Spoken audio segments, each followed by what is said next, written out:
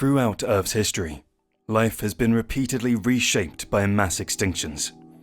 Catastrophic events that wiped out the majority of species and forced evolution down strange and unpredictable paths. These global die-offs didn't just end eras. They cleared the ecological state, allowing bizarre and often experimental life forms to rise in the aftermath. One of the earliest crises, the late Devonian extinction around 372 to 359 million years ago, devastated marine ecosystems and erased most ancient reef systems. This collapse allowed resilient survivors, such as the armored placoderm Dunkleosteus, to dominate the seas. On land, lobe-finned fish developed primitive lungs and limbs, giving rise to early amphibians, some of the first vertebrates to venture onto land. In a world emptied of competitors, evolution began to explore entirely new body plans, bridging the gap between fish and tetrapods. The most devastating extinction of all occurred at the end of the Permian period, roughly 252 million years ago, often called the Great Dying. Triggered by massive Siberian volcanic eruptions and runaway climate change, it eliminated more than 90% of marine species and about 70% of land life. Yet this near-total collapse also marked the dawn of new and peculiar survivors. The burrowing, tusked Lystrosaurus became the most common land vertebrate on Earth, thriving in a desolate, oxygen-poor world. Meanwhile, early archosaurs, distant ancestors of dinosaurs and crocodiles, evolved in the ecological vacuum, setting the stage for the rise of Mesozoic giants. Another dramatic turning point came with the end Triassic extinction about 201 million years ago, caused by volcanic activity linked to the breakup of Pangaea. The disaster wiped out many large amphibians and early reptiles, allowing dinosaurs to diversify explosively into enormous, diverse forms. Oceans too were repopulated by bizarre marine reptiles such as ichthyosaurs and pliosaurs, which were the actual bad boys of their time. Finally, the end Cretaceous extinction event ended the reign of the non-avian dinosaurs when an asteroid struck the Yucatan Peninsula. Yet this catastrophe opened the door for mammals and birds to evolve in spectacular ways. Within a few million years, Earth hosted giant terror birds, saber-toothed predators, and even amphibious hoofed mammals that eventually became whales. Each extinction event destroyed worlds, but also set the stage for new ones. In every recovery, evolution experimented wildly, producing life forms that were stranger, more adaptive, and often more complex than ever before. About 66 million years ago, life on Earth faced one of its darkest hours, the Cretaceous Paleogene extinction event, which wiped out roughly 3/4 of all species on the planet. It marked the end of the Mesozoic era, the reign of the dinosaurs, and the beginning of our modern Cenozoic era, the age of mammals and birds. At the heart of this global catastrophe was an asteroid impact, now confirmed as the main trigger. The evidence lies in a thin layer of rock called the KPG boundary, found worldwide and rich in iridium, a metal rare on Earth but abundant in asteroids. This clue led scientists Luis and Walter Alvarez in 1980 to propose what became known as the Alvarez hypothesis. Decades later, the discovery of the Chicxulub crater in Mexico's Yucatan Peninsula, a 180-kilometer-wide scar, proved the theory beyond a doubt. The asteroid, about 10 to 15 kilometers wide, struck Earth with unimaginable force. It vaporized rock, ignited global wildfires, and sent billions of tons of dust and sulfur aerosols into the atmosphere.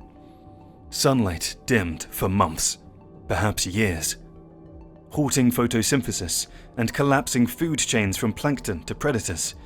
The world plunged into an impact winter, followed by long-term climate chaos and ocean acidification.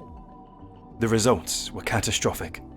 On land, all non-avian dinosaurs vanished, along with the great flying pterosaurs and most large reptiles. Only smaller, more adaptable species, such as birds, mammals, crocodiles, and turtles, endured. In the oceans, plesiosaurs and mosasaurs disappeared, along with ammonites, rudists, and many groups of plankton and fish. Around 75% of marine life perished. Yet some ecosystems fared better than others. Rivers and lakes, which relied more on decaying organic matter than living plants, acted as refuges for creatures like crocodilians and champsosaurs. Their ability to survive long periods without food, grow slowly, and feed on detritus gave them an evolutionary edge. Similarly, animals that fed on insects, carrion, or decomposing matter, early omnivorous mammals and birds, had better odds than strict herbivores or carnivores. In the seas, extinction hit hardest among free-swimming creatures that depended directly on sunlight-powered food webs. Phytoplankton and coccolithophores, the base of marine ecosystems, were decimated. Some survived only because they could move and feed on prey, eventually helping to rebuild oceanic food chains. Despite the devastation, life rebounded in extraordinary ways. In the empty niches left by the dinosaurs, mammals diversified rapidly during the Paleogene, evolving into new forms, from tiny primates to early whales and horses. Birds, the only surviving dinosaurs, radiated into the countless species we know today. The Cretaceous-Paleogene extinction stands as both an ending and a beginning. A global reset that reshaped the biosphere and rewrote the course of evolution. From a single impact came a world transformed. Colder, quieter at first, but soon teeming again with strange and resilient new life. And when I say strange, I mean it. Cretaceous bonaparti was actually one of the strangest and most badass croc relatives you've probably never heard of. This thing wasn't your typical swamp-dwelling, slow-moving crocodile. It was a land-based hunter, built for speed, power, and pure intimidation. Cretaceous lived around 58 to 56 million years ago, during the late Paleocene, in what's now northwestern Argentina.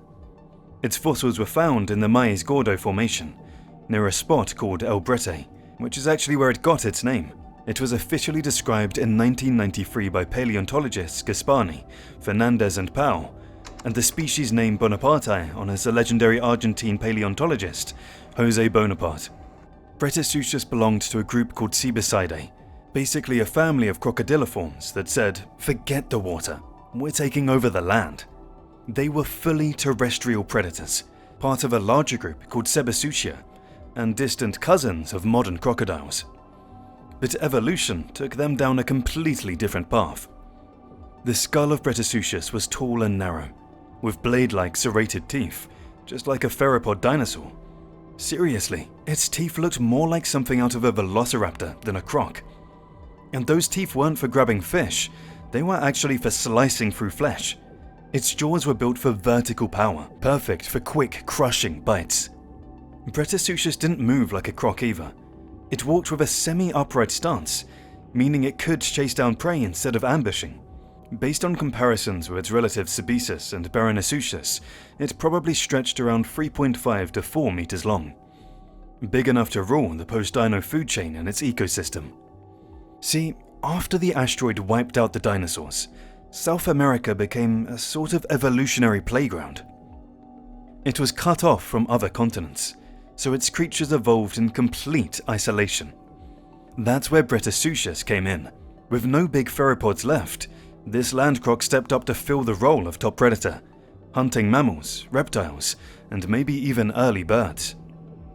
The world it lived in was warm, humid, and covered in forests and rivers. But as I said, Cretaceous wasn't hanging out in the water. Sebecids like Cretaceous survived for tens of millions of years, lasting all the way into the Miocene before finally disappearing. They were eventually replaced by new predators, placental mammals that migrated down from North America once the continents connected. But the legacy of Cretaceous is wild. It shows that after the dinosaurs were gone, evolution didn't just stop making creatures, it got creative. Titanoboa serrahinensis stands as one of the most extraordinary vertebrate discoveries of the Cenozoic era, the largest snake ever known to have existed.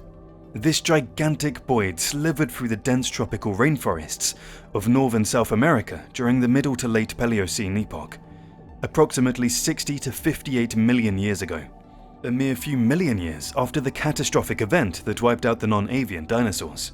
The first remains of Titanoboa were uncovered in the early 2000s at the Cerrón open pit coal mine in the La Guajira department of northeastern Colombia, within the Cerrón Formation, a sedimentary sequence rich in fossils of ancient tropical plants, turtles, and crocodile-like reptiles. Initially mistaken for fragments of large crocodilian vertebra, the fossils were later recognized as belonging to a snake of unprecedented proportions. In 2009, paleontologist Jason Head and colleagues formally described the species Titanoboa cerrahenensis. The genus name combines Titan, the mythological giants of Greek lore, with boa, reflecting its close relationship with modern boas. The species name cerrahenensis honors the Cerrón locality where the fossils were discovered. Titanoboa belonged to the family Boidae, subfamily Boinae, placing it among the same lineage as modern boas, anacondas, and their extinct relatives. It was a non-venomous constrictor, subduing its prey through powerful muscular compression rather than envenomation. The snake's anatomy was reconstructed primarily from vertebral remains, over 180 vertebrae from at least 28 individuals, revealing a body length estimated between 12.8 and 14.3 meters, or 42 to 47 feet, and a mass approaching 1,000 to 1,135 kilograms, about 2,500 pounds. These estimates make Titanoboa roughly 30% longer and twice as heavy as the largest modern green anaconda. The vertebrae are robust, wide, and slightly compressed, with distinct T-shaped neural spines and strong zygophyses that provided both flexibility and support for its massive body. This morphology indicates a relatively slow-moving but extremely powerful constrictor. Later discoveries in 2011 produced the first cranial remains, allowing paleontologists to study the skull structure, an exceptionally rare find for fossil snakes. The skull, estimated at 40 centimeters or 16 inches in length, revealed sharp, recurved teeth and jaw mechanics adapted for capturing large prey. The paleo environment of the Cerrón Formation paints a vivid picture of Titanoboa's world. During the Paleocene, this region was covered in lush tropical forests, crisscrossed by slow-moving rivers and swamps, similar to modern Amazonian wetlands but far warmer. The associated fauna includes styrosaurid crocodiliforms, giant freshwater turtles like Carbonemys caffreinii, and abundant fish, suggesting a complex, aquatic-dominated ecosystem. Contrary to early speculation that Titanoboa hunted land mammals or crocodiles, evidence from its skull and teeth morphology indicates a primarily piscivorous or fish-eating diet. Its elongated body and flattened ribs also support a semi-aquatic lifestyle, akin to modern anacondas. In these murky waters, Titanoboa likely ambushed massive prehistoric fish, such as Fractocephalus-like catfish and lungfish relatives, overpowering them with sheer strength before swallowing them whole. The immense size of the Titanoboa sparked major discussion about the Paleocene greenhouse climate. Because snakes are ectothermic or cold-blooded, their body size is directly influenced by ambient temperature. Larger snakes require warmer environments to sustain their metabolism. Using the relationship between snake size and temperature in modern tropical species, researchers inferred that Titanoboa's gigantic proportions implied a mean annual temperature of 32 to 33 degrees Celsius, or 90 to 91 degrees Fahrenheit, in the Paleocene neotropics. This conclusion suggested that tropical ecosystems immediately following the KPG extinction were far warmer and more humid than today's rainforests. However, later studies proposed that Titanoboa's size may have also been shaped by ecological factors, such as reduced competition from large predators since the dinosaurs were extinct, and abundant food availability, rather than just temperature alone. Titanoboa cerrahenensis provides profound insights into the evolutionary recovery of tropical ecosystems after the mass extinction that ended the Mesozoic. It demonstrates that within just 10 million years, reptiles reclaimed ecological dominance in certain niches once held by large theropod dinosaurs. Moreover, the Cerrón site itself remains one of the most important Paleocene fossil localities, a window into the early Cenozoic rainforest, where enormous reptiles and primitive mammals coexisted in a world still reshaping itself after global catastrophe. Arctocyon, whose name literally means bear dog in Greek, was one of those prehistoric creatures that make you pause and go, wait, what was that thing supposed to be? Neither fully bear nor dog. It sat in the murky middle ground of mammalian evolution, blurring the line between early carnivores and primitive hoofed mammals. It lived during the Paleocene, a time right after the dinosaurs vanished, when mammals were experimenting wildly with new body plans. Fossils of Arctocyon have turned up in Europe and North America, showing that this genus got around, and that it came in several species, the best known being Arctocyon primavis. Now, here's where things get messy.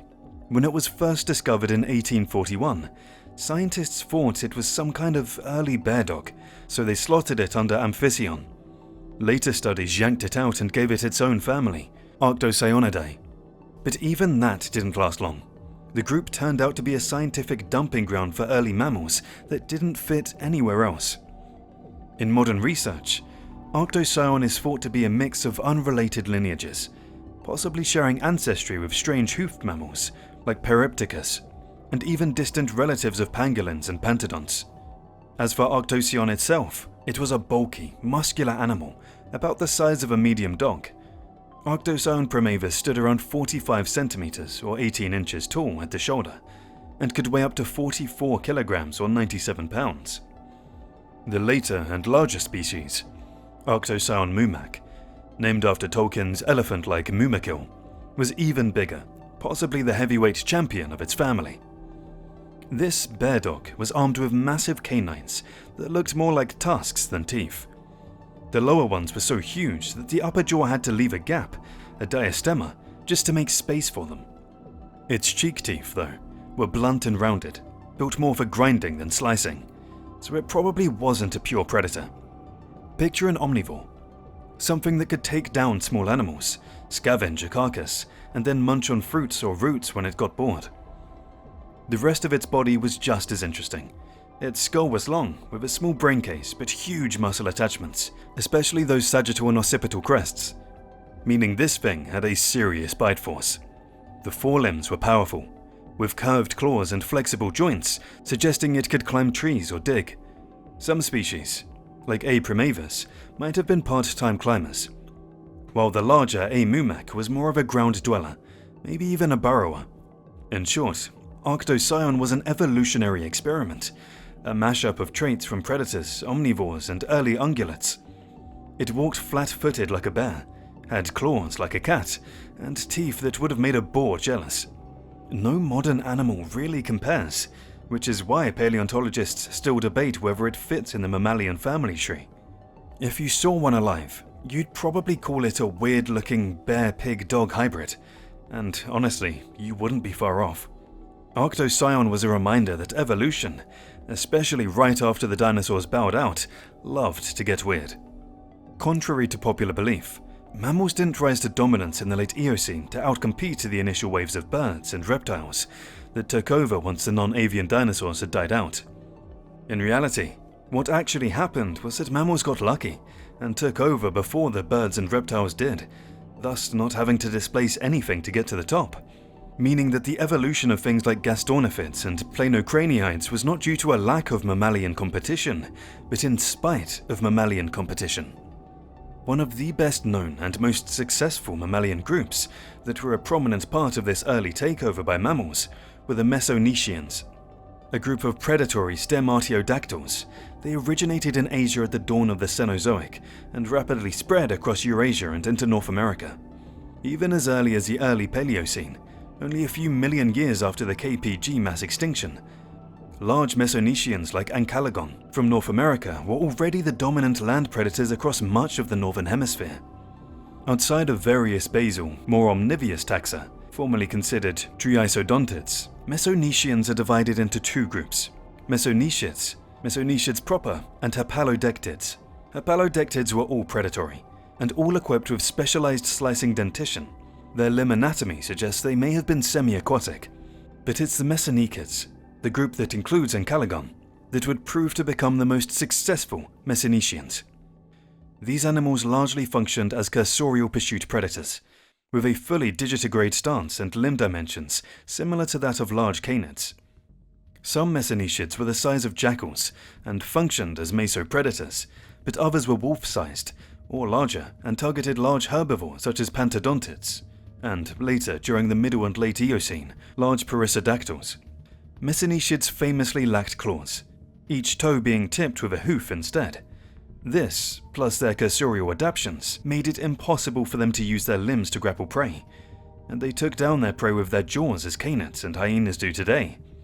Their skulls were relatively massive and equipped with the dentition you'd expect in most, but not all, predatory land mammals, with some of the largest mesonicians having hyena-like bone-crushing adaptations as well.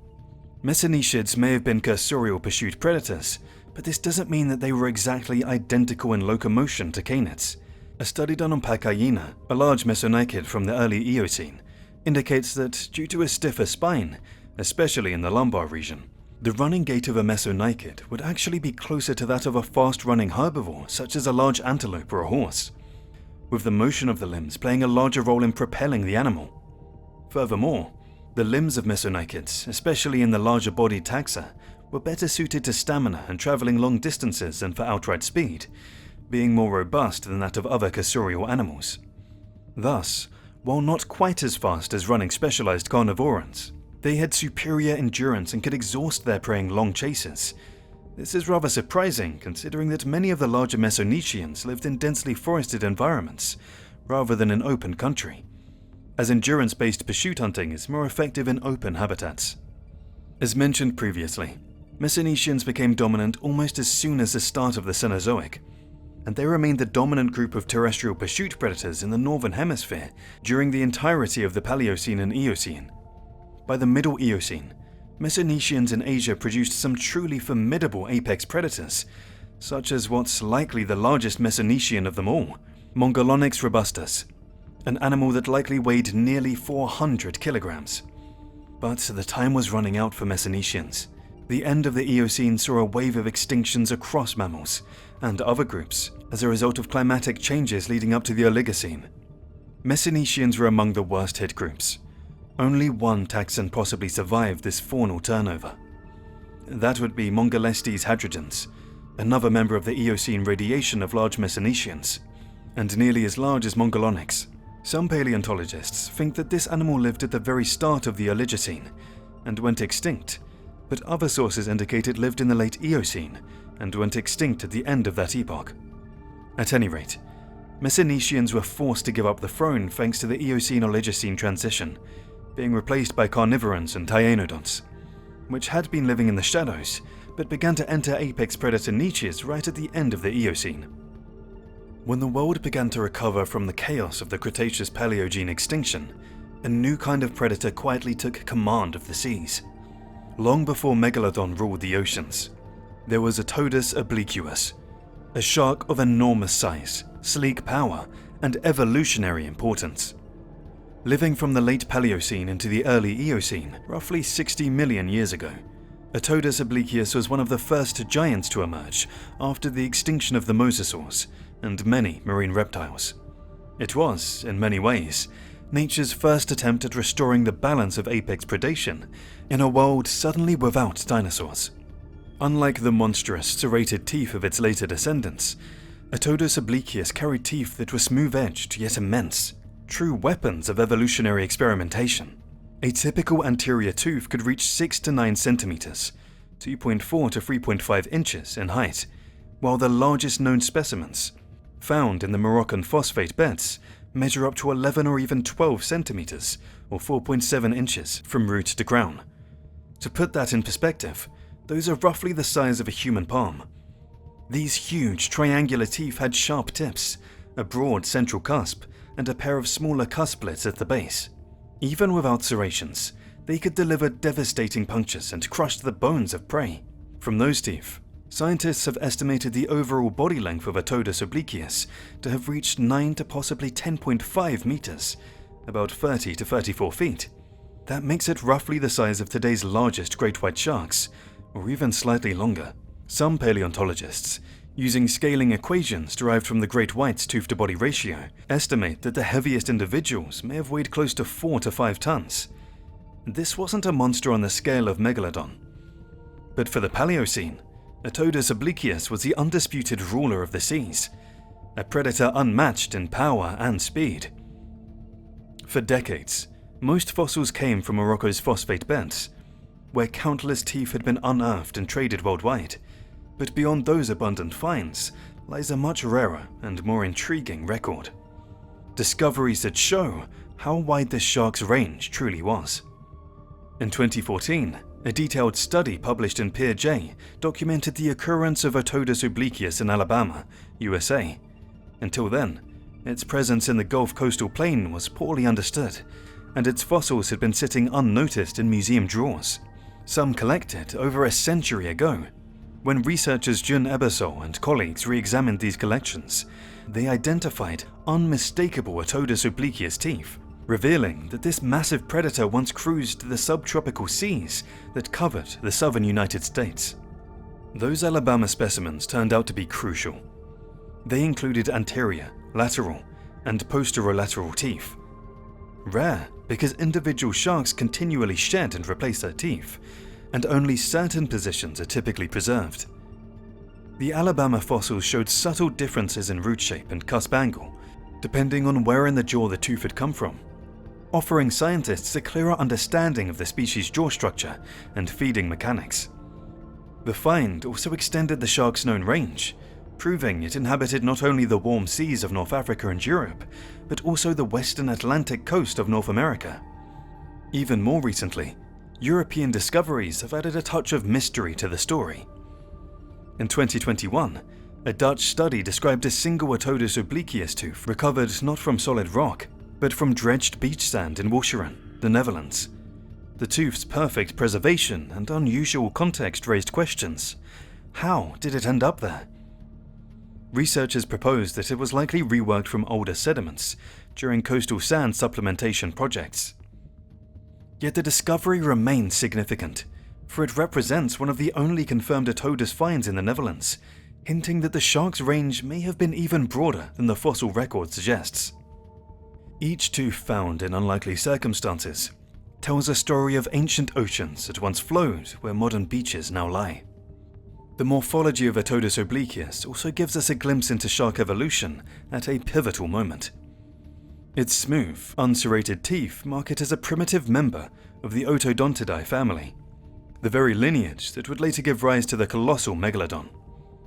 Somewhere between O. obliquus and its later relatives, a quiet revolution occurred in the shark anatomy: the emergence of serrated teeth.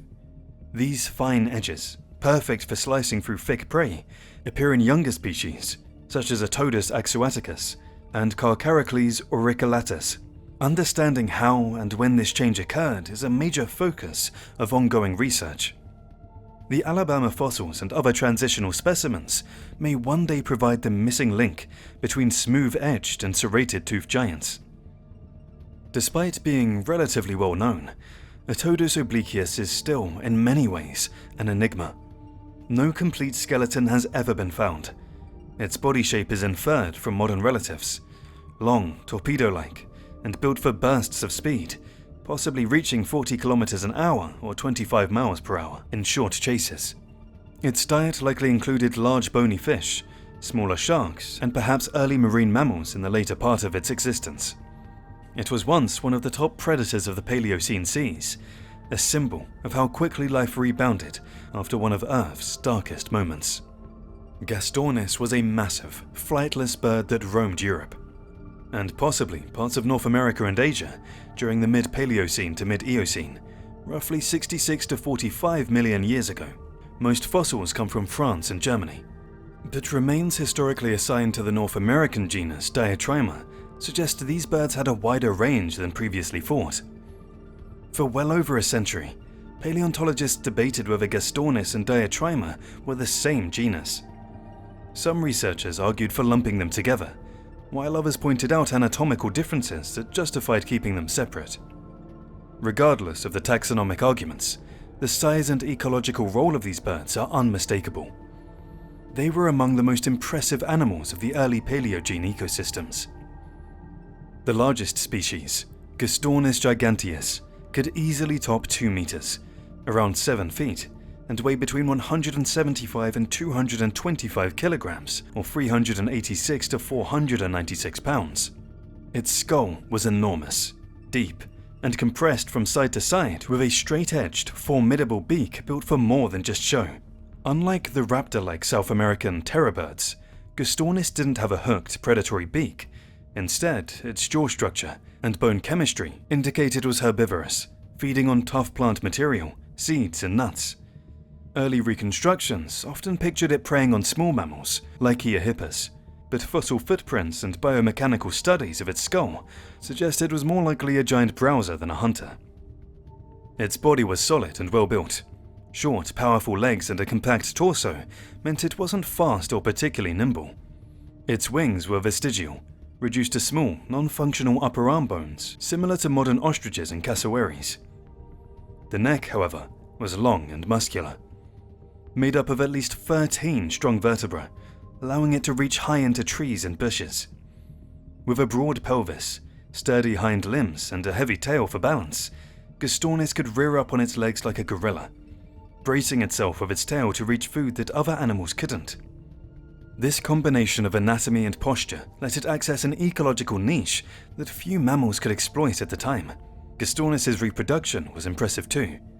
Eggshell fragments found in southwestern France near Saint-Pepol measure up to 24 by 10 centimeters, roughly 1.5 times the size of an ostrich egg, with shells about 2.3 to 2.5 millimeters thick.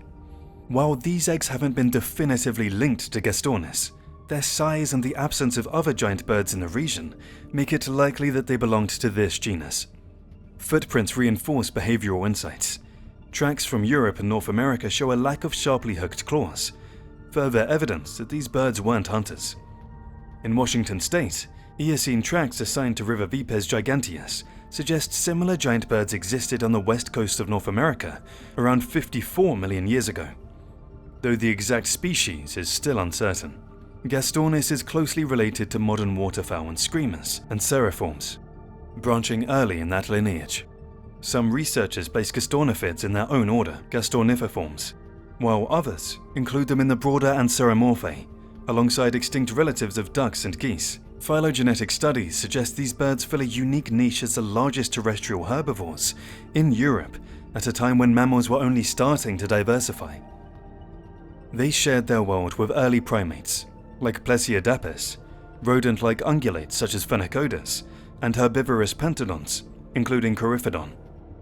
The forests, wetlands, and river valleys of Paleogene Europe offered warm, humid environments packed with foliage, perfect for a giant browser. Gastornis likely fed on leaves, fruits, seeds, and nuts, avoiding competition with smaller, more specialized mammals. Fossil evidence hints at a Holarctic distribution, with the earliest and most abundant fossils from Europe. The genus may have expanded east into Asia and west into North America via the Turgai Strait and Bering Land Bridge. European species appear to have survived slightly longer than North American ones, possibly thanks to its geographic isolation. By the mid-Eocene, Gastornis vanished from the fossil record. The reasons aren't entirely clear. Climate shifts, habitat changes, or competition with mammals may have played a role, but European populations probably hung on a bit longer due to isolation. Gastornis remains a striking example of bird gigantism after the dinosaurs disappeared. Its massive skull, straight, powerful beak, vestigial wings, and rearing posture show a remarkable adaptation to a plant-based diet at a time when mammals were only beginning to dominate. These birds were the true giants of the land, shaping ecosystems and influencing vegetation. Though long gone, Gastornis reminds us that after the dinosaurs, birds were far from background players. They were some of the largest and most impressive land animals of their era. Sebecus was no ordinary croc. Living in South America during the Paleogene period, this predator ditched the swamps and rivers that modern crocodiles call home and took to dry land instead. Its name comes from Sebek, the ancient Egyptian crocodile god, fitting given its fierce reputation. Two species are officially recognized today: Sebecus ichiorinus, the original discovery, and Sebecus eirampu, found much later in Argentina. A few others were once lumped in with Sebecus, but as paleontologists uncovered more fossils, those turned out to belong to their own genera. Sebecus first caught scientific attention in 1937, when American paleontologist George Gaylord Simpson described it from a broken skull and jaw found in Argentina's Sarmiento Formation. The fossils were a big deal, some of the first good evidence of land-dwelling crocodile relatives. Earlier paleontologists had even mistaken its sharp, serrated teeth for those of a meat-eating dinosaur. But Simpson's find made it clear. This was no dinosaur.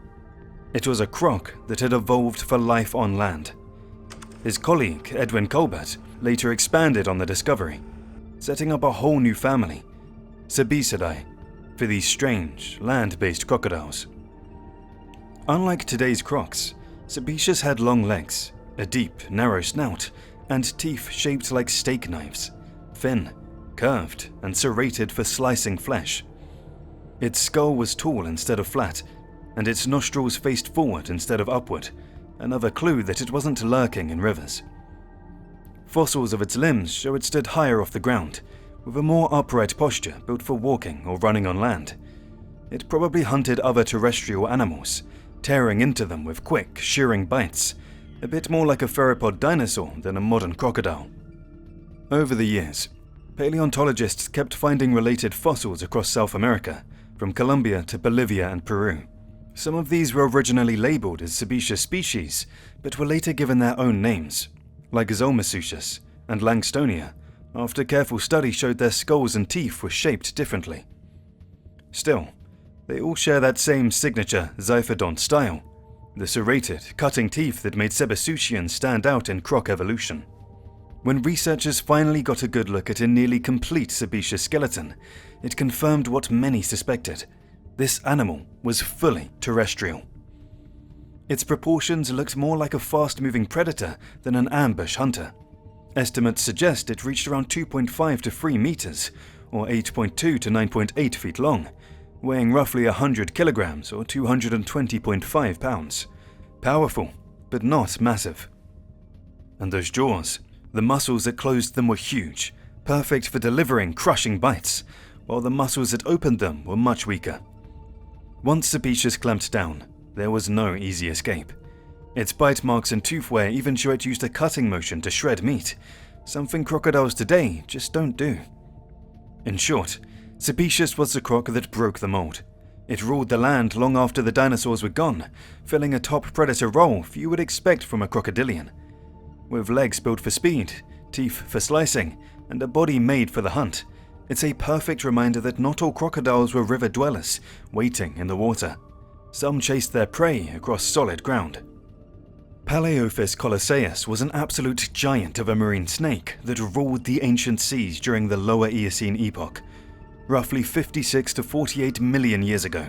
This was a turning point in Earth's story, a time when early mammals, birds, and ocean life were just starting to branch out and take over the planet in ways that would eventually shape the modern world.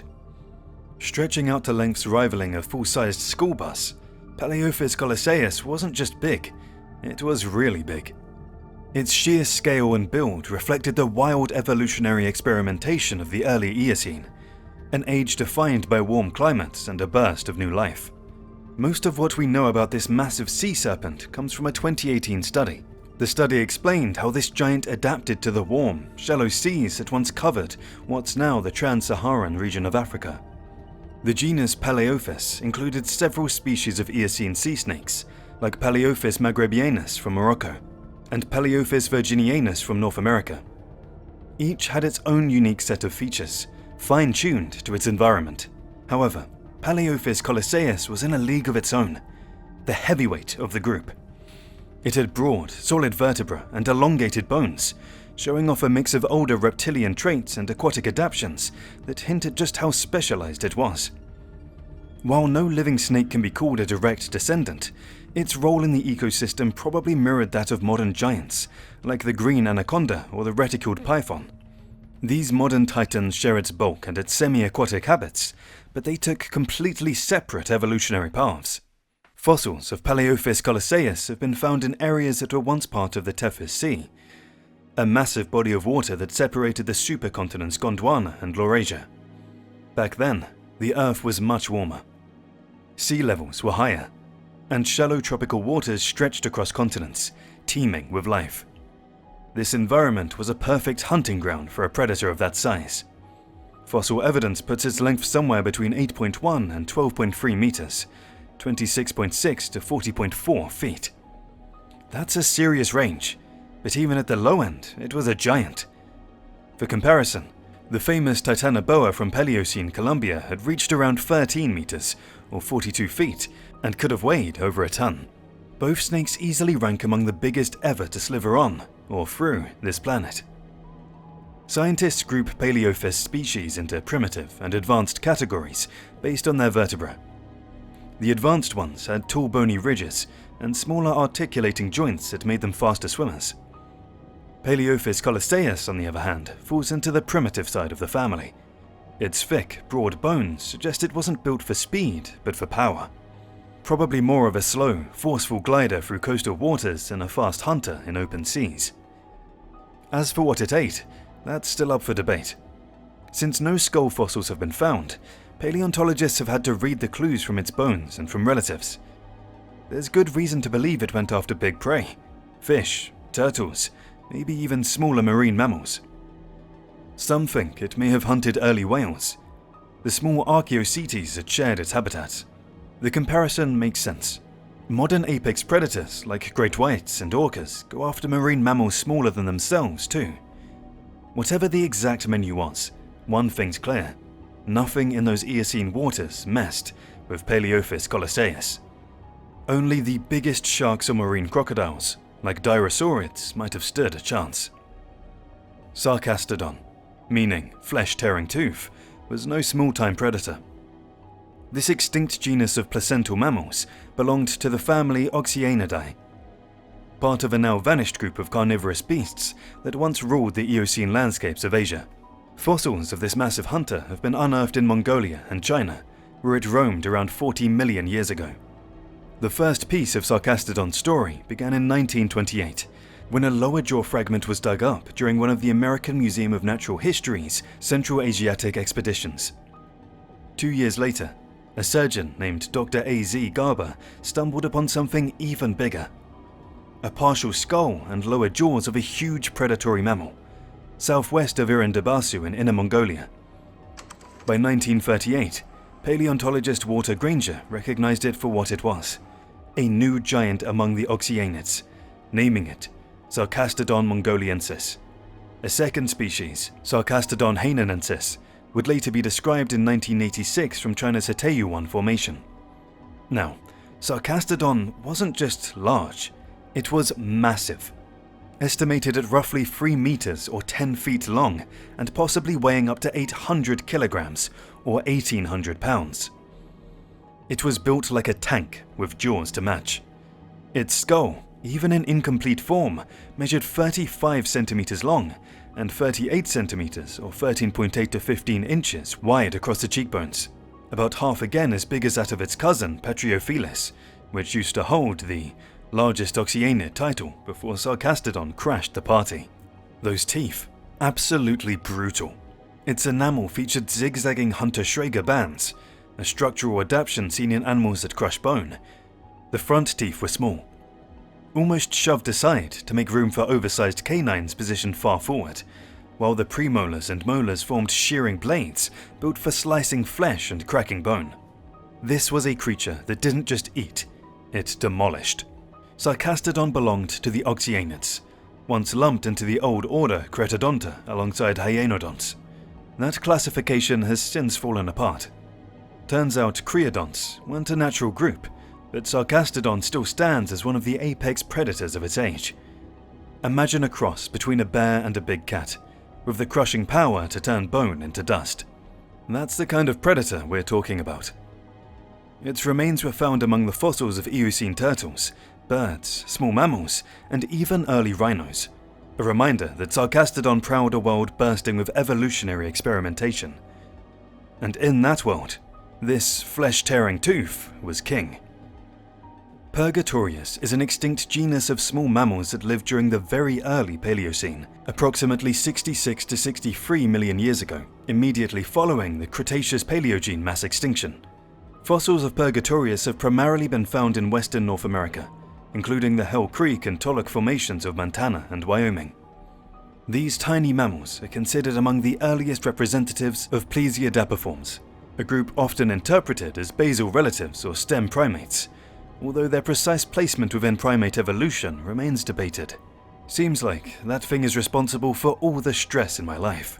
The known fossil record of Purgatorius is fragmentary, consisting mainly of isolated teeth and jaw fragments, with a few postcranial elements, such as ankle bones, tentatively attributed to the genus. Despite the limited material, the dental morphology provides significant insight into its ecology and diet. The low-crowned, broad-cusped molars suggest an omnivorous or frugivorous diet, likely consisting of fruits, seeds, and possibly small invertebrates. This diet is consistent with the feeding adaptations of later Plesiadapiforms and early primates. Postcranial evidence, particularly the morphology of the talus and other ankle elements, indicates that Purgatorius was adapted for arboreal locomotion. Features such as mobile ankle joint and grasping capabilities suggest it could climb and navigate trees effectively, which would have been advantageous in the forested environments of the early Paleocene. These adaptations imply that Purgatorius occupied the ecological niches left vacant by the extinction of many Mesozoic reptiles, including non-avian dinosaurs. Body-sized estimates for Purgatorius range from 20 to 60 grams, or 0.7 to 2.1 ounces, roughly comparable to modern tree shrews, making it one of the smaller mammals in its ecosystem. Combined with arboreal habits, reflects the early experimentation of mammals in exploiting forested niches after the KPG extinction. The evolutionary significance of Purgatorius lies in its position at the base of primate evolution. As one of the earliest known Plesiadapiforms, it provides critical evidence for the origin and early diversification of primates. While it is not universally agreed upon whether Purgatorius represents a true primate or a close sister group, its anatomy demonstrates the beginnings of traits that would later characterize crowned primates, including arboreal adaptations, grasping capabilities, and a diet reliant on plant matter. Overall, Purgatorius illustrates the rapid post-extinction diversification of mammals in the Paleocene, and highlights the evolutionary experimentation that eventually gave rise to the first true primates. Its fossils, though fragmentary, remain invaluable for understanding how mammals adapted to new ecological opportunities in a world reshaped by mass extinction. Barylambda belonged to an extinct group called pantodonts, the giants of an early mammalian world. These animals, part of the broader, Sermolestid family, rose quickly after the dinosaurs vanished. Sermolestid started small, shrew-sized insect hunters like Paleorictes, but in the Paleocene, they exploded into all shapes and sizes. There were digging specialists like Stelinodon, root chewers like Tragosus, and arboreal forms like Epidodon. But the pantodonts were the heavyweights, trading claws and incisors for crushing molars and tusks suited for a herbivore's life. The first to take that path was Titanoides, followed by its bigger, bulkier successor, Barylambda. This beast was built like a cross between a gorilla, a hippo, and a giant sloth. Its skull was long and low, with a wide muzzle and a prominent crest where strong neck muscles attached. The teeth tell the story of a leaf eater, high-crowned and pointed for grinding soft vegetation. Its arms were massive, with huge elbow joints and broad, flat feet, features that hint at a semi-aquatic lifestyle in swampy forests. Rocks from its habitat confirm the picture.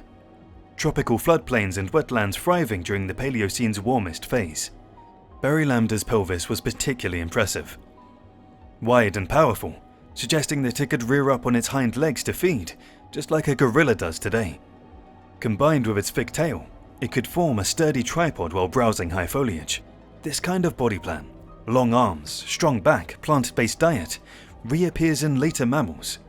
Like Chalicophores and ground sloths, evolution clearly found a design that worked and kept remixing it. By the time Barylambda appeared, roughly 10 million years after the extinction of the non-avian dinosaurs, it was already huge, around 400 kilograms or 882 pounds, and still evolving into even larger species. Its world was full of other early mammals, primate relatives like Plesiodapis and Chiromoides, primitive hoofed animals such as Phenacodus and Arctocyon, and small predators like Didymictes. It lived alongside its pantodont cousins, Barylambda and Titanoides, the hippo-like Coryphodon that would later replace it, and early omnivores like Mimotrisentes and Thriptocodon. Even the local crocodile, Lidosuchus, wasn't too far behind, waiting in the rivers for an easy meal. Barylambda was a symbol of a new age, a time when mammals began to fill the world that dinosaurs left behind. It was powerful, slow-moving, and built for a life of constant eating in lush Paleocene wetlands. Standing under the museum lights today, it's more than just a skeleton. It's a reminder of the first true giants that carried the torch after the age of reptiles came to an end.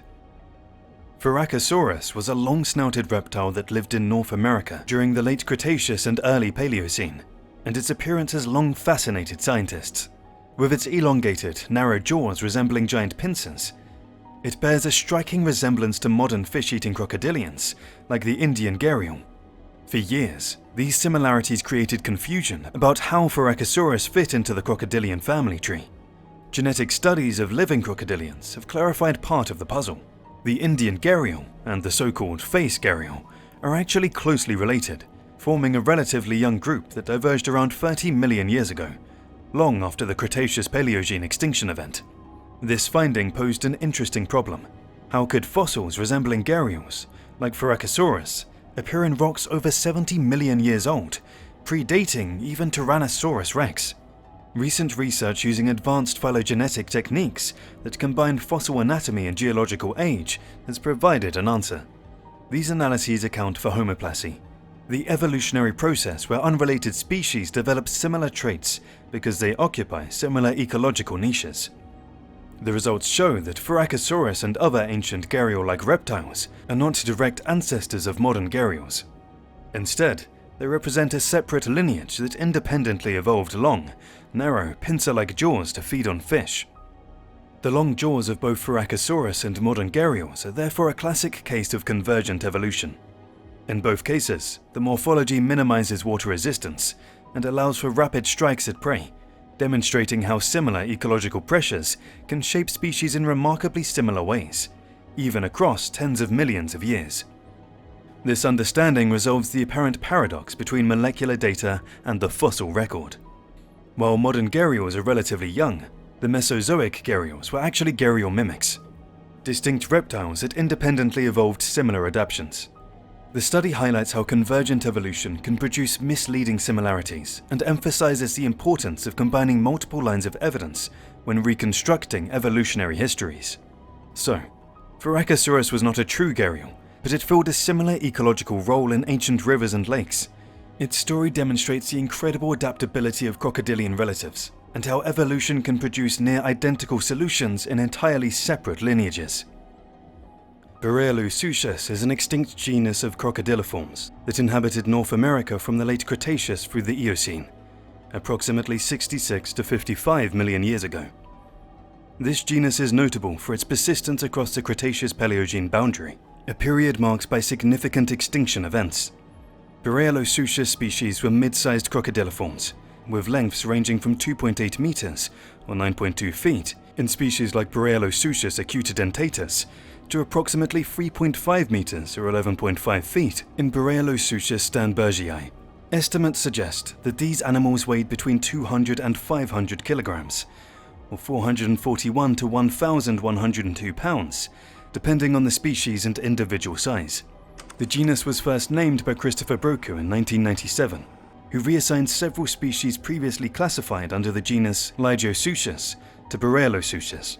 These species include Barylambda sternbergii, the type species from the Maastrichtian of Colorado, Montana, North Dakota, South Dakota, and Wyoming, Barylambda acutidentatus from the Paleocene of Saskatchewan, Barylambda formidabilis from North Dakota, and Barylambda wilsoni from the Eocene of Wyoming. The genus name, Barylambda, translates to northern crocodile, reflecting its geographical range in northern regions of North America. Fossil evidence indicates that they were primarily aquatic, inhabiting ponds, swamps, and river systems. Their morphology suggests they were ambush predators, similar to modern crocodiles, lying in wait for prey to approach the water's edge. The structure of their teeth and jaws indicates a diet that included fish and small vertebrates. Notably, Barylambda formidabilis is well represented in the fossil record, with numerous specimens recovered from the Paleocene Wanagon Creek site in North Dakota, providing valuable insights into the species' biology and ecology. The persistence of Barylambda across the KPG boundary is significant, as it suggests the genus possessed ecological and physiological traits that enabled survival during a period of mass extinction. This adaptability may have been due to their semi-aquatic lifestyle, which could have provided refuge from the catastrophic environmental changes that affected terrestrial ecosystems. Furthermore, their diet and reproductive strategies have contributed to their resilience during this tumultuous period in Earth's history. Champsosaurus was a strange one, a crocodile lookalike that wasn't actually a croc at all. This extinct reptile belonged to a group called Steroids and lived across North America and Europe from the late Cretaceous through the early Paleogene, roughly between 83 and 56 million years ago. Its name comes from the Greek words champsai, supposedly Egyptian for crocodile, and saurus, lizard. Pretty on the nose, considering its long gharial-like snout and fish-hunting lifestyle in freshwater rivers and lakes. Champsosaurus actually made paleontological history. It was the first choristodery ever described. Edward Drinker Cope named it in 1876 after digging up a few vertebrae from Montana's Judith River Formation. He called the species Champsosaurus annectans. Even though the bones weren't exactly in great shape, Cope kept naming more species over the next few years, all from isolated bones, which made things messy until Barnum Brown came along in 1905. Brown uncovered the first complete skeletons and realized some of Cope's species weren't Champsosaurus at all. One was even a plesiosaur. From there, the animal's real picture started to take shape. Throughout the 1900s, new species were described from Canada, Belgium, and the US. Most were around 1.5 meters long, or about 5 feet. But the giant Champsosaurus gigas could stretch to over 3 meters or 10 feet. Fossils turned up from Texas to Alberta, and even in ancient Arctic deposits that date back to the age of dinosaurs. Anatomically, Champsosaurus was built for the water. Its skull was flat and wide, with a heart-shaped outline when viewed from above, and a snout that took up nearly half its length. Its nostrils sat at the tip, perfect for breathing while the rest of the head stayed underwater. The body was smooth and streamlined, covered in small rhomboid scales, no armor plates like crocs have. Underneath, it had tough belly ribs called gastralia that probably helped stabilize it while swimming. Its skull structure hints at a hunter fine-tuned for quick strikes. The elongated jaws and expanded temporal arches anchored strong muscles that snapped the jaws shut fast, perfect for grabbing fish. Studies suggest Champsosaurus may have hunted with side-to-side sweeps of its head, slicing through schools of fish much like modern gharials do today. Its sense of smell was likely good, but its hearing, not so much. The absence of an eardrum means it probably picked up more vibrations and sounds. Inside its mouth, things get even cooler. It had rows of teeth not just on its jaws, but also on the roof of its mouth, a setup that helped grip slippery prey as it swallowed. Some species even show variations in tooth shape and platform width, showing how specialized each one might have been for different prey types. Skin impressions show small scales without osteoderms, which fits with its aquatic life. Less armor, more agility. Champsosaurus belonged to a branch of choristoderies called Neochoristodira, a group of long-snouted semi-aquatic reptiles that likely evolved in places where crocodiles were absent. They show up in the fossil record during the early Cretaceous, mostly in Asia, and spread outward as global climates warmed. Behavior-wise, Champsosaurus was a true river predator. It probably spent most of its time submerged, ambushing fish with lightning-quick lunges. Some paleontologists think it could angle its snout upward like a snorkel, to breathe while staying almost entirely underwater, though later studies suggest its neck wasn't flexible enough for that to fully work. Still, it clearly ruled its freshwater habitats until crocs made a comeback and stole its niche. Interestingly, some fossils show differences between individuals that might reflect males and females, with the presumed females having sturdier legs and fused hip bones, possibly so they could haul themselves onto land to lay eggs. Paleochiropteryx might have lived 48 million years ago. but it already had the whole bat thing down to an art. These little flyers showed up during the Middle Eocene and left behind some of the most stunning fossils ever found. The kind where you can still see fur, wing membranes, and even the shape of their tiny ears. Two species, Paleochiropteryx tupaiodon and Paleochiropteryx spiegeli, came from Germany's famous metal pit, while another, Paleochiropteryx sambaceus, turned up in Nevada. Not bad for a creature that's been gone for tens of millions of years. What's wild is that even though they're among the oldest bats known, they were already flying like pros. Their inner ear bones and skull shapes show they could echolocate, using sound to hunt, just like bats today. They were small, with wingspans under 30 centimeters, but built for tight, controlled flight through thick forest canopies. Think of them weaving through trees, snatching up moths and caddisflies in the dark. Classic bat behavior that hadn't changed much since. The first fossils were described in 1917 by Pierre Revillard, who even gave them their own family, the Paleochiropterigidae, which literally means ancient handwing. These bats make up most of the bat fossils found in Messel, showing just how common they were back then. Their preservation is so perfect, it's like time froze mid-flight, giving scientists a rare peek into the early stages of bat evolution. Back in the Eocene, the Messel pit was a deep volcanic lake surrounded by tropical forest.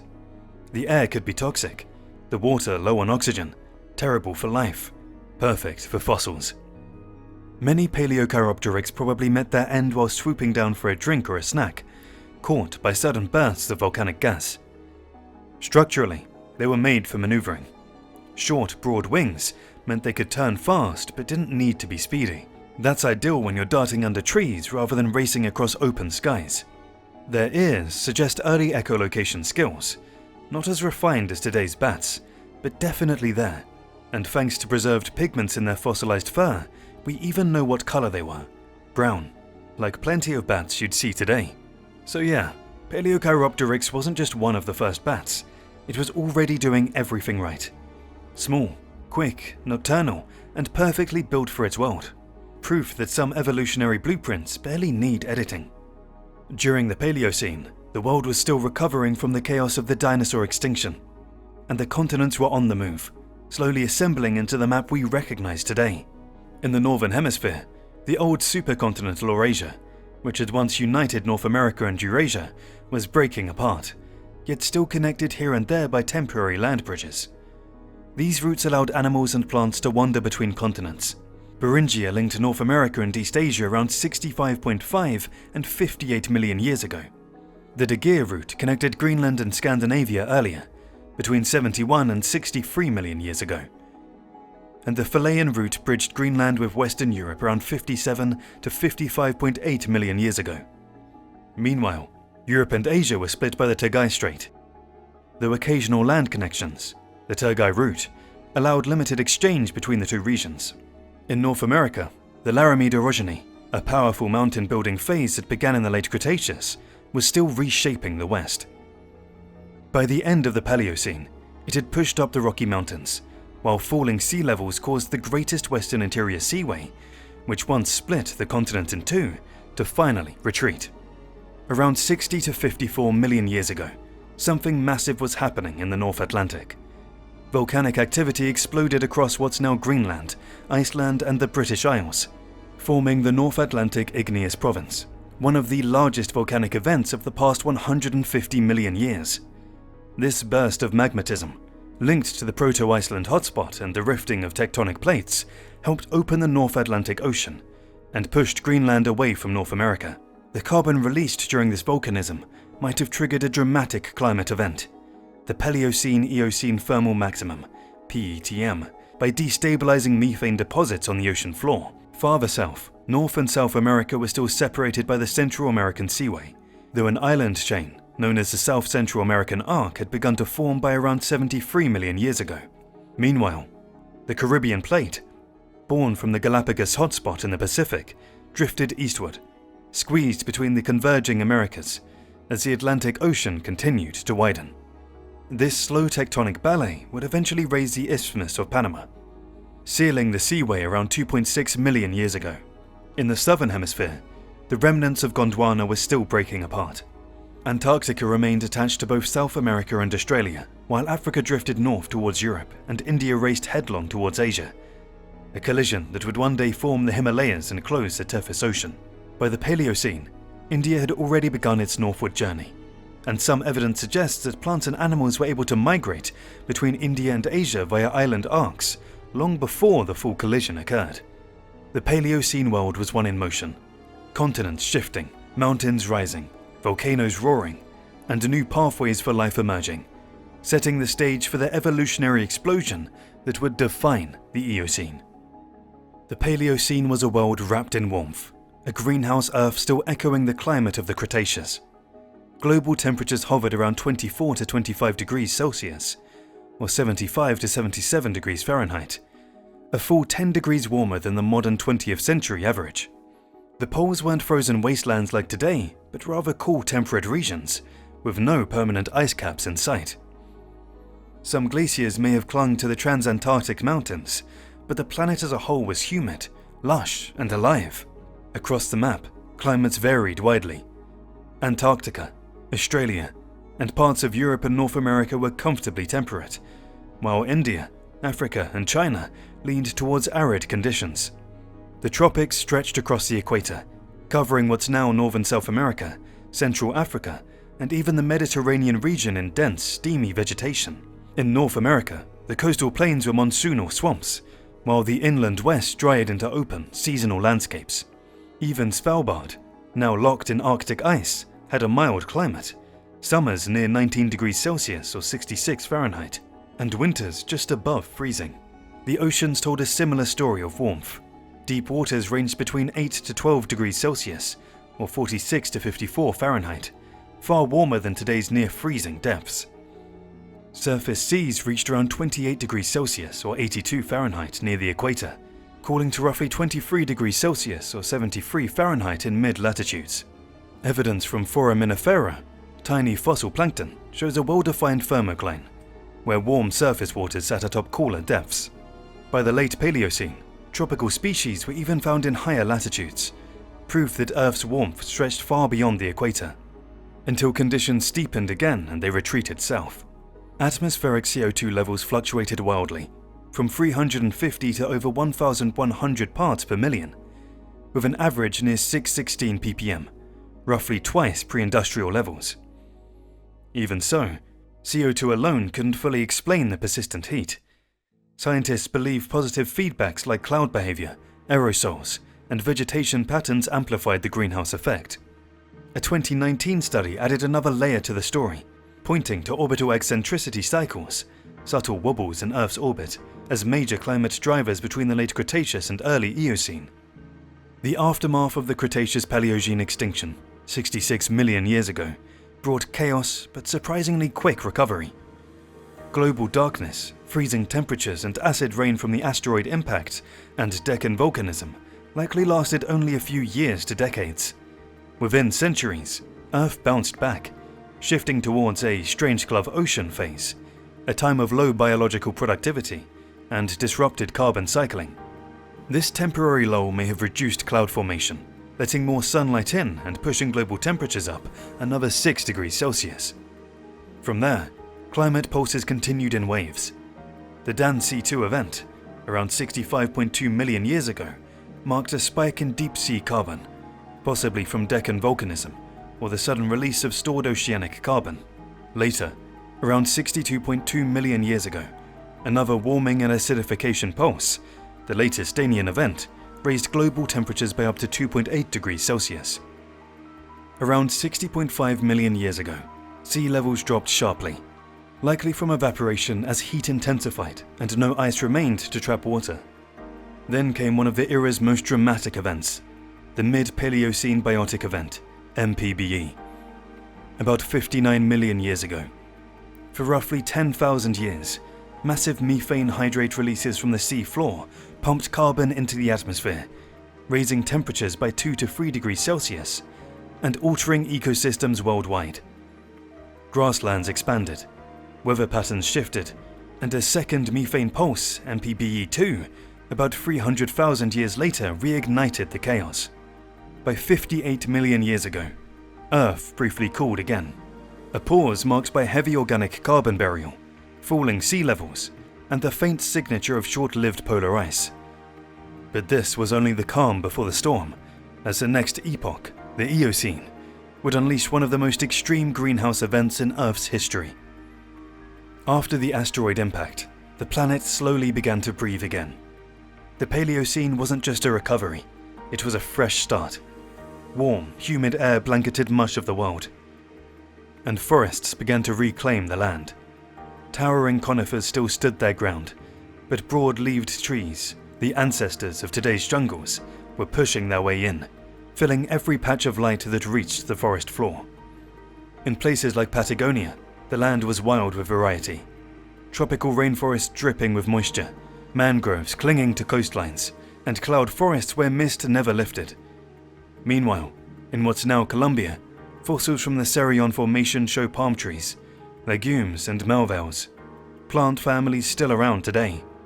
The same thing happened up in North Dakota, where leaves from ancient ginkgos and early relatives of modern trees hint that many of the forests we know today were already finding their form back then. With no giant herbivorous dinosaurs around to tear everything down, the vegetation went crazy. Forests grew thicker, darker, harder to navigate. Plants evolved clever tricks to survive in the crowd.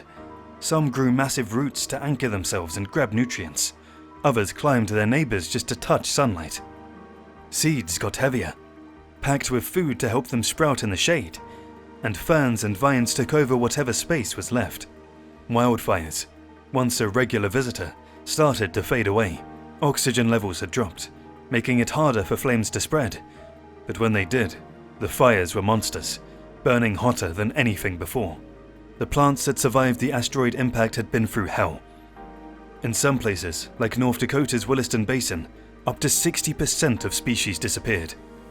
Ancient conifers, such as the Araucariaceae, nearly vanished, replaced by podocarps and other survivors. In Patagonia, a few long-lost conifer groups made a brief comeback before vanishing forever. And when the smoke finally cleared, ferns, Earth's go-to disaster plants, were the first to take root. Their sudden explosion across the planet left a telltale mark in the fossil record called the fern spike, nature's green flag of recovery. The early Paleocene forests were far simpler than today's. Picture dark, quiet jungles filled with ferns, lysopods, and early flowering shrubs. But by the end of the epoch, the forests had bounced back with diversity. Plane trees, dawn redwoods, hickories, and grapevines spreading across the northern hemisphere. In some places, like Castle Rock, Colorado, entire rainforests had returned just 1 million years after the impact. But in other spots, such as Colombia's Sierra Formation, life was still catching up 7 million years later, proof that recovery wasn't equal everywhere. Meanwhile, flowering plants were quietly taking over the planet. They'd already risen to power back in the Cretaceous, but the Paleocene gave them room to dominate. They formed alliances with insects, bees, beetles, and flies, evolving together in a back-and-forth race of color, scent, and survival. Even fruit-bearing plants began to appear in larger numbers, using the new wave of birds and mammals to spread their seeds far and wide. The Gulf Coast forests tell an especially fascinating story. Early on, diversity was low, maybe because the extinction's effects still lingered, or because those first Paleocene forests were too stable to invite change. But once plants started adapting, evolution kicked into overdrive. By the late Paleocene, these were some of the most complex ecosystems on Earth, dense, interlocked, and, ironically, fragile. So fragile, in fact, that even a small climate shift near the end of the epoch caused another wave of extinctions before the Eocene began. And then there were the polar forests. Yes, polar forests. At both ends of the planet, where today we find ice and silence, the Paleocene was green. Imagine 30-meter-tall dawn redwoods growing under the northern lights on Ellesmere Island, their leaves soaking up every hour of the brief sunlight. In Alaska, vast forests of metasequoia blanketed the floodplains, while in the south, Antarctica, not yet frozen, was covered in evergreens, beeches, and proteas. Frost was rare, so trees there didn't bother shedding leaves. It was more efficient to stay green year-round. By the end of the Paleocene, The Earth had truly healed. Forests stretched from one pole to the other, filled with the descendants of plants that had stared extinction in the face and survived. The dinosaurs' world was gone, but in its place grew something just as spectacular. A planet reborn in green.